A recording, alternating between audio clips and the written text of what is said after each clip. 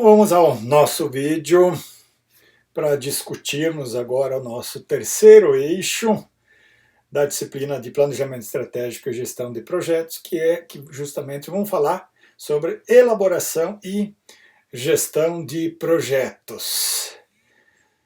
Então, inicialmente a gente traz aqui a mensagem, a frase de Cornelius Fichtner. Planejar sem agir é fútil, e agir sem planejar é fatal. Então, não raras vezes, algumas ações planejadas, elas não são vistas, não são pensadas em termos de aplicabilidade, em termos de horizonte. Porém, quando estamos falando no contexto público, o que a gente tem visto é a segunda parte da mensagem, né? Agir sem planejar é fatal. No vídeo lá que a gente discutiu, visualizou a reportagem denominada Elefante Branco, vimos inúmeras obras iniciadas e não terminadas. É problema de projeto? É problema ou processo falho de escolha, de decisão? Ainda que seja elaborado um projeto, como compreender que um projeto orçado em 5 bilhões já está custando 20, já triplicou o prazo de entrega e ainda não foi concluído? Então, realmente, quando abordamos o aspecto elaboração e gestão de projetos no contexto público, estamos falando de um fator crítico nevrálgico. Talvez desenvolver habilidades, capacitação dentro desse escopo, a gente pode salvar muito recurso público que hoje faz falta ao cidadão em suas necessidades básicas. Então, primeiro aspecto, uma pergunta estratégica, já que estamos falando de planejamento estratégico. Por que elaborar projetos? Então, eu diria que a grande vantagem de você escrever projeto é que, se algo for dar errado, que dê, mas que esse erro ocorra no papel, sem comprometer recursos, sem comprometer, envolver pessoas, e se anteveja, se faça correções buscando sempre a maximização da eficiência e eficácia no uso dos recursos. Bom, de cara, para a gente desenvolver este tópico, este eixo, precisamos fazer uma segregação, precisamos recompreender algumas expressões que muitas vezes são mescladas. Ou, em outras palavras, quando se fala em aspectos de projetos no ambiente público ou até na iniciativa privada, se usa projeto para tudo. Então vamos tentar compreender, dar alguma exemplificação e fazer um encadeamento do conjunto de ferramentas que podem ser lançado mão para conduzir e implementar os planos de gestão. Então, diferenciando que normalmente as questões, as expressões que mais são confundidas é política, programa, projeto e ação. Ação também é sinônimo de atividade, de tarefa. Então, primeiro aspecto, começamos por política. Política é o escopo, é a expressão, o aspecto mais abrangente que tem. Então, eu pretendo desenvolver políticas de educação básica, políticas de segurança pública, políticas de desenvolvimento urbano.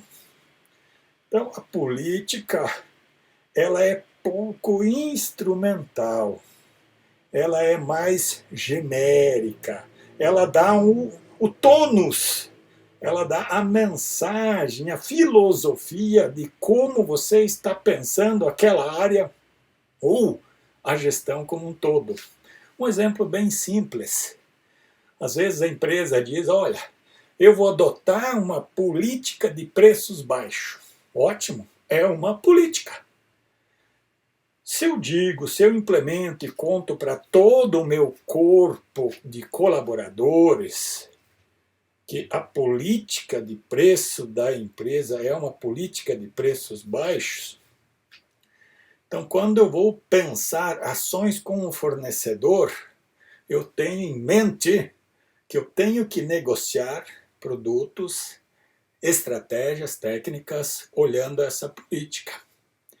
Quando eu vou estudar estoques, armazenagens, despesas administrativas, eu preciso fazê-lo pensando que tudo isso precisa estar contribuindo com a política que a empresa tem. Então a política é um norte filosófico que você pode dar à organização ou a uma determinada área. Uma prefeitura, por exemplo, não vai ter uma única política, ela pode ter uma política para a educação, uma política para a área de saúde, uma política para a área de segurança pública e assim por diante. O importante é que, uma vez constituída, construída essa política, que as ações elas tenham aderência, convergência com essa política. Então, o pano de fundo, o background, o aspecto mais abrangente do qual nós começamos a desenvolver as perspectivas de implementação de ações estratégicas e depois operacionais, começa por definições de políticas. A partir das políticas, a gente define programas. A nível nacional, nós temos a política de erradicação da fome. Nós temos políticas de erradicação do analfabetismo. Então, dentro do escopo dessa política de erradicação da fome, nós temos o programa Fome Zero, e assim sucessivamente. Políticas habitacionais, temos programas Minha Casa Minha Vida, políticas de infraestrutura, programa Luz para Todos, e assim por diante. Então, o programa, qual que é a diferença, por exemplo, de programa e projeto? Então, os projetos, eles estão dentro dos programas. Qual que é a diferença fundamental entre programa e projeto? Projeto, o projeto ele é categórico. Projeto é uma peça, é um instrumento que tem começo, meio e fim. Você escreve um projeto quando você tem uma ação que você quer desenvolver, um conjunto de ações que vai começar, desenvolver e encerrar. Se você pretende implementar algo que, de certa maneira, pode ou não estar permanente, não denomine projeto, chame programa. Então, por exemplo, o programa Fome Zero. Qual que é o objetivo? O programa Fome Zero está dentro da política de erradicação da fome e, enquanto você não erradicar a fome, você vai desenvolvendo um projeto, outro projeto, outro projeto, outro projeto e vai alimentando esse programa até que ele atinja os seus objetivos. Então, o programa ele não é tão instrumental quanto o projeto. E projeto tem uma finalidade única: começar, desenvolver e encerrar. Então, se você tem uma ideia, um plano, um conjunto de atividades que ele tende a permanecer atuante, chame de programa. Você não vai fazer um projeto do médico da família, a menos que vai ter médico da família durante um tempo e vai acabar. Mas se você pretende deixar médico da família de forma permanente, você cria um programa médico da família. E gradativamente você vai ciclando com projeto, muda projeto, troca e assim por diante. Dentro dos projetos, você pode incluir subprojetos. Tem situações que dentro do projeto tem um pedacinho, um conjunto, uma etapa que é muito específica, que é muito técnica.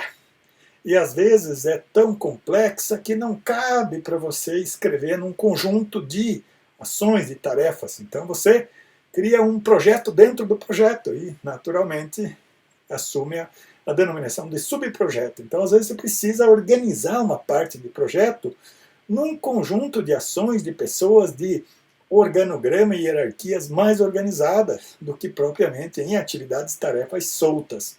Então, por isso que você pode desenvolver projetos. Assim também serve o mesmo raciocínio de você ter programas e subprogramas, que às vezes não cabe um projeto dentro do programa. E as ações em específico você pode ter tanto dentro de subprojetos ou diretamente dentro de projetos. Então, são as atividades, as ações, as tarefas que o projeto precisa desenvolver para que ele se auto-implemente ou que haja a sua execução. Bom, então já vimos como compreender, como encadear esse conjunto de expressões que, na verdade, eles ajudam a planejar, a pensar as ações, as demandas, as situações, problemas do município e enquadrá-las em aspectos, em dimensões adequadas para continuadamente, para de tempos em tempos, ir desenvolvendo. Seguindo em frente, vamos, para facilitar esse entendimento, vamos exemplificar. Então, tem um exemplo, uma política. Então, um município desenvolveu uma política, o prefeito falou, a política da prefeitura com relação à educação é de valorização da educação básica. Então, note que valorização da educação básica é algo bem genérico, é algo filosófico, algo abstrato. Então, falar em valorização da educação, vou valorizar a educação básica. Você precisa escrever elementos que converjam, que sejam desencadeados dessa expressão. Então, vamos citar aqui 3 programas que poderiam estar associados. Então, eu posso criar um programa denominado Professor na Vanguarda. Então, eu quero que o professor esteja sempre por dentro de tudo, capacitado com as tendências da educação básica em dias e assim por diante. Então, os programas, normalmente, eles recebem algumas denominações românticas. Programa Fome Zero, Programa Luz para Todos, Programa Minha Casa Minha Vida, e assim por diante. Né? Então, e o projeto já recebe uma denominação mais técnica. Então, o programa Professor na Vanguarda, Programa Escola Lar Docilar. Então, eu posso criar um programa onde o quê? Eu vou pensar as escolas do município limpinhas, organizadas, pintadas, qualidade de vida entre professores, estudantes, servidores administrativos, servidores de serviços gerais e assim por diante. Então, posso pensar em desenvolver ações que sejam contempladas por um programa desse. Um outro programa, Escola Digital. Bom, falando agora do programa Escola Digital, que é abrangente, então eu vou fazer um projeto. Então, primeiro projeto. Bom, se eu tenho esse programa de escola digital, vou fazer um projeto. Bom, primeira coisa, como é que eu vou pensar a escola digital sem equacionar as questões de computador, de tablet, de notebook, de espaço, de internet? Então, eu vou elaborar um projeto. Olha, preciso de um projeto para que eu possa implementar o programa da escola digital. Um outro projeto que eu posso pensar no programa de escola, bom, estou falando de escola digital, os professores dominam tecnologias digitais, os estudantes dominam tecnologias digitais, então eu vou pensar num projeto para que isso seja efetivado dentro de um período de tempo, com tecnologias, professores, técnicos e assim por diante. E, por exemplo, dentro do projeto de capacitação em tecnologias digitais, eu podia pensar uma ação, uma tarefa, uma atividade que é um curso que eu vou oferecer para professores de como produzir vídeos didáticos, como esse que a gente está fazendo aqui para essa disciplina. Então agora já ficou bem claro, a gente entendeu o encadeamento dessas expressões e um exemplo de como desenvolver isso no campo prático.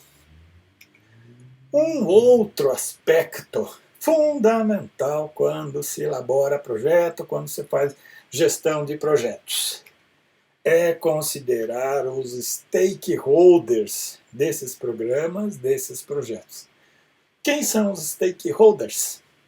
Stakeholders são todas as partes que estão envolvidas, até para facilitar aqui, os stakeholders a gente pode segregar em dois grupos. Primeiro, os atores que idealizam, planejam e implementam o projeto. E de outro lado, aqueles que usufruem ou que são impactados, porque às vezes o projeto é implementado, a pessoa não usufrui, mas sofre impactos e às vezes impactos insatisfatórios ou nocivos. Então, o que é importante? Por que é importante entender isso? Porque esses atores, tanto quanto possível, precisam ser considerados direta, já participarem das discussões do projeto, ou indiretamente, o que é que o projeto fará com eles, tanto sob a ótica da elaboração, quanto sob a ótica dos efeitos que ele produzirá.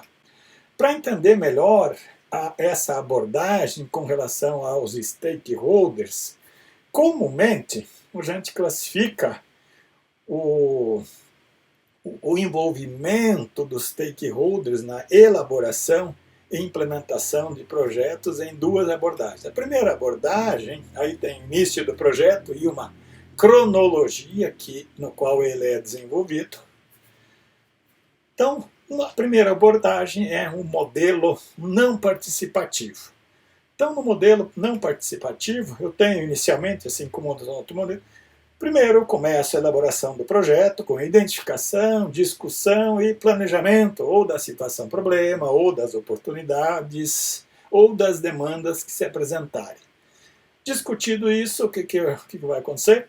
Eu elaboro o projeto e tomo a decisão. Feito o projeto, tomada a decisão, aí eu vou fazer a implementação daquilo que foi planejado, daquilo que foi pensado, ou das escolhas implicadas no que foi escrito no projeto.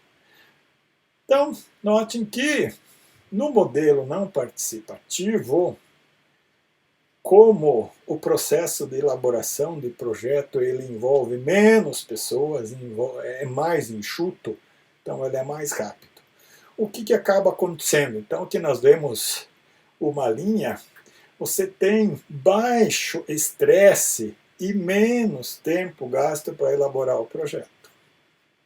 Mas dependendo do perfil ou dos tipos de stakeholders ou de interessados que ficaram fora das discussões, quando você for implementar o projeto, você vai ter gritaria, você vai ter ruído, você vai ter estresse, e não raras vezes o descuido de não considerar, de não envolver os stakeholders importantes, leva a que o projeto falhe, que o projeto pereça no meio da implementação. Em outras palavras, o projeto não é implementado a cabo, o projeto morre.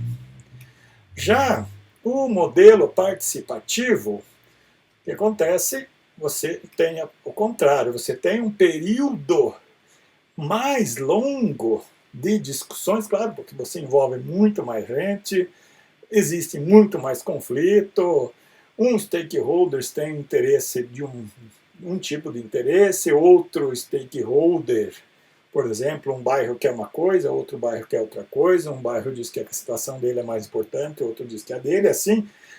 Então o que acontece? Você discute muito mais no processo de construção, de elaboração para a solução do projeto, para resolver a solução do problema. E a parte de implementação ela é mais rápida. Então, traçando a nossa linha de estresse, o que acabará acontecendo? Obviamente, como você envolver um número de stakeholders maior, as brigas, as discussões, os embates serão mais intensos na própria elaboração do projeto. Mas a implementação ela acaba sendo mais tranquila, porque o stakeholder, o interessado, já que ele participou da elaboração do projeto, se tinha que reivindicar, se tinha que fazer crítica, o momento passou. Então, na implementação, a tendência é que haja mais suavidade, né? A pergunta que fica: qual dos dois modelos é melhor? Modelo não participativo, modelo participativo? Então, depende da situação. Existem projetos, existem demandas, existem problemas ostensivamente técnicos e que você juntar um conjunto abrangente de stakeholders só vai atrapalhar. Então, são situações em que você depende de pouca gente, porque a questão é pontual, é técnica. Tanto quanto mais o projeto impactar a coletividade, é importante trazer representantes ou representatividade dessa coletividade na participação no desenvolvimento do projeto. Então vai do tato, vai da sensibilidade do gestor e sua equipe compreender. Mas o importante no conjunto de tudo isso é você entender estes efeitos e gradativamente ou pontualmente você faz os ajustes ou desenvolve as estratégias para ir mais para um modelo ou ir mais para outro modelo. E para fechar esse nosso vídeo, vamos falar agora sobre isso. Essa parte é muito importante.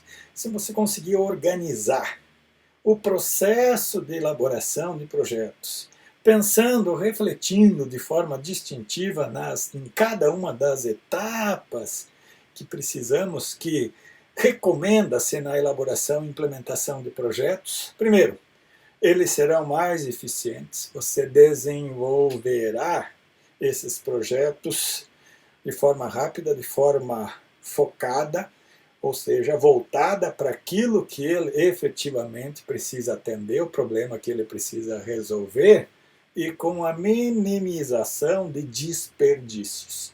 Então, basicamente, para elaborar projetos, nós temos 3 etapas. Temos o pré-projeto, temos o projeto elaborado propriamente dito e, feito o projeto, você vai implementar o projeto.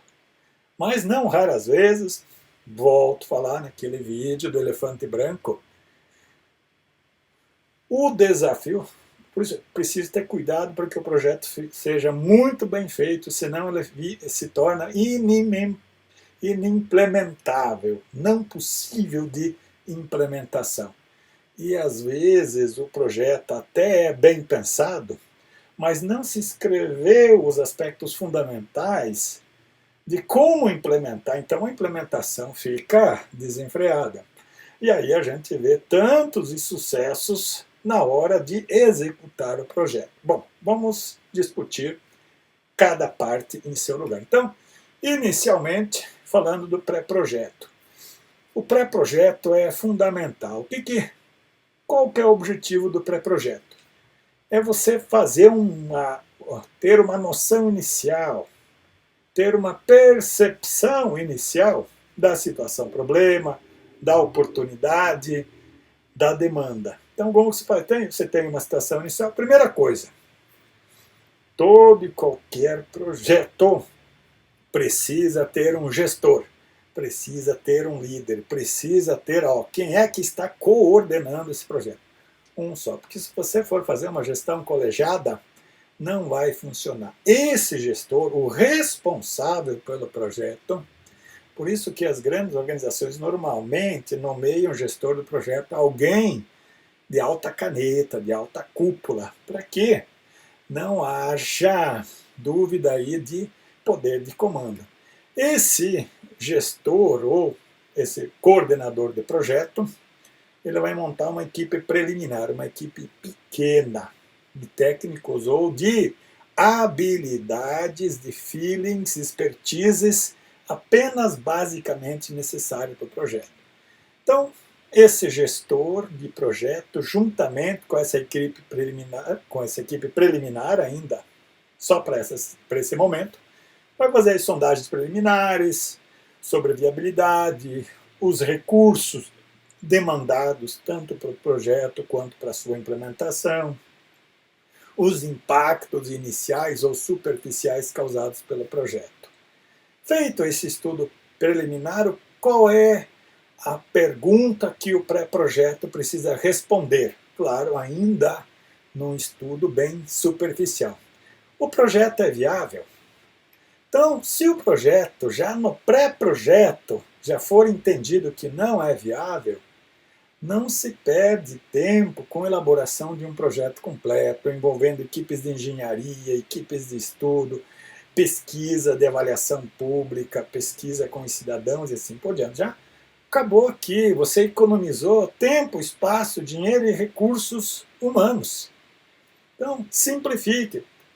Esse pré-projeto inclusive te capacita para que você melhor compreenda, para que você construa. Lembram lá da aula da teoria de escolha, das armadilhas do processo decisório? Então, o desenvolvimento do projeto permite que você melhore o quadro que vai municiar a tua matriz cognitiva para te oferecer convicções acerca do problema e dos objetivos que o projeto precisa alcançar.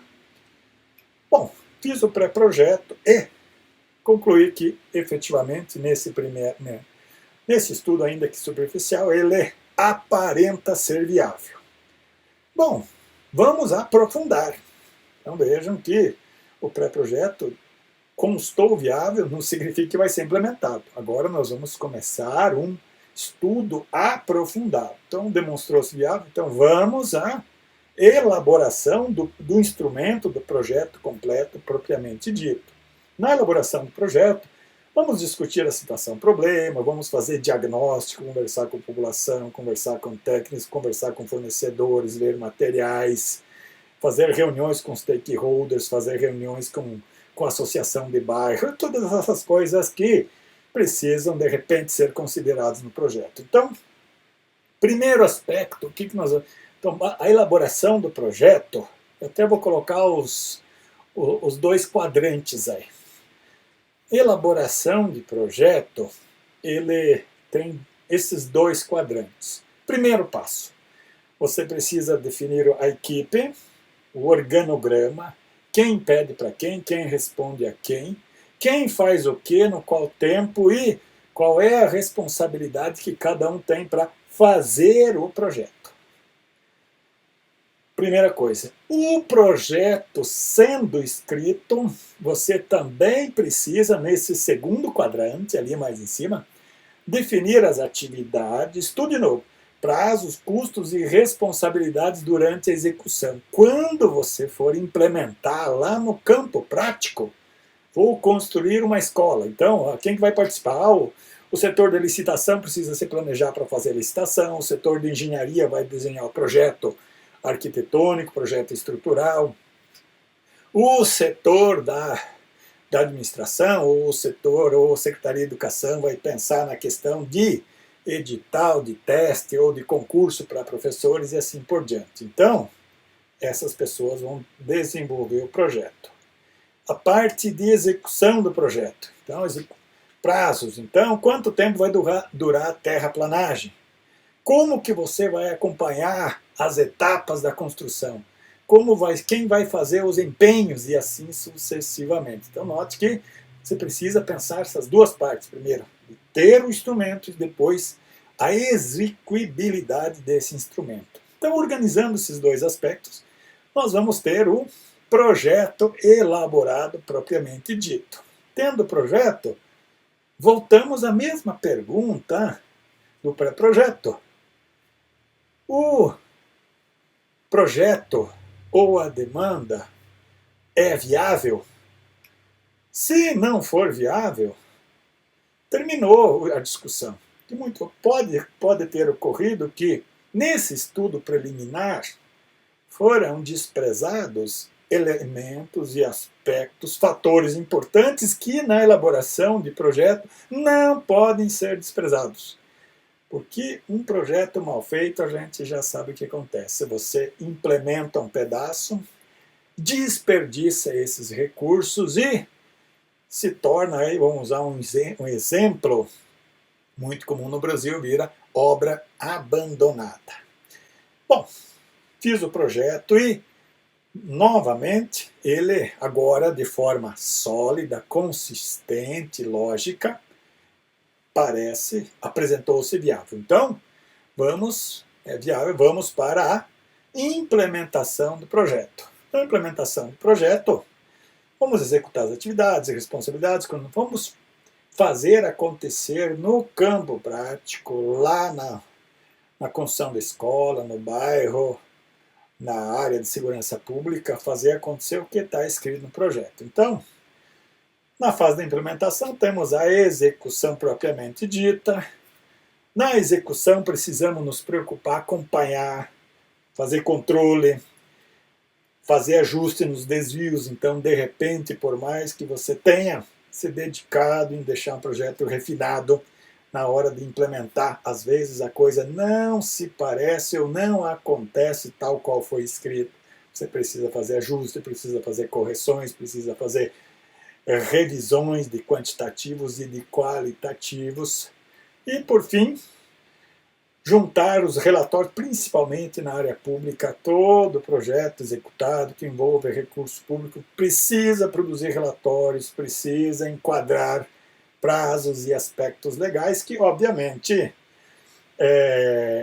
esses relatórios, esses documentos serão base de verificações, de conferências por corregedorias, por tribunais de contas, e não raras vezes você fez um bom projeto, implementou o projeto, mas o projeto, a obra acaba sendo embargada por tribunal de contas, pela justiça, porque tem falhas legalísticas de ordem de execução que, por às vezes pequenos detalhes, comprometem um benefício que poderia advir desse propósito. Então, feito isso, finalizado o implementado o projeto.